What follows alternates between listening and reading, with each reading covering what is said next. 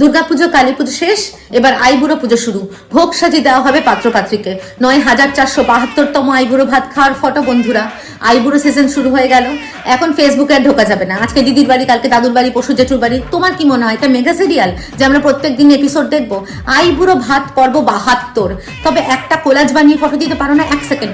আইবুড়ো ব্রেকফাস্টটা কি জিনিস? একটা করে ফেসবুকে রিফ্রেশ মারলে 4টে করে বউ থালা সাজিয়ে বসে আছে, একদম মাথায় টোপর দিয়ে। মানে তার থেকে গাঁদা ফুলের পাপড়ি বেশি। সব গাঁদা ফুল এরাই শেষ করে ফেলেছে আইবুড়ো ভাতের থালা সাজানোর জন্য। আইটেম 4টে, গাঁদা ফুল 1 কেজি। লোকে একদম ভূতের রাজা দিল বলে চলে যাচ্ছে আইবুড়ো ভাত খাওয়ার জন্য। তোরা থালা সাজিয়ে খাবি, খা, কিন্তু আমাদেরকে দেখানোর কি আছে? আমাদেরকে তো দিবি না। বিয়ের আগে পেট খারাপ হবে, ভাল লাগবে? কেউ কেউ আবার বলছে সরি ফর লেট আপলোড। কাকে সরি? কিসের সরি? কে দেখতে চাইছে ভাই তোদের ফটো?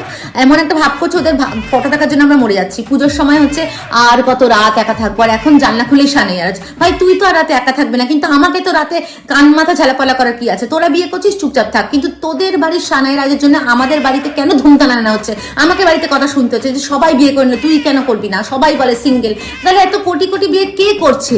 হে ভগবান, আমাকে এখন আর ইনস্টাগ্রাম আর ফেসবুকে পাবে না। আইবুড়ো ভাত পর্ব শেষ হবে, বিয়ে পর্ব শেষ হবে, তারপর আমি ইনস্টাগ্রাম ফেসবুকে আসবো। টাটা।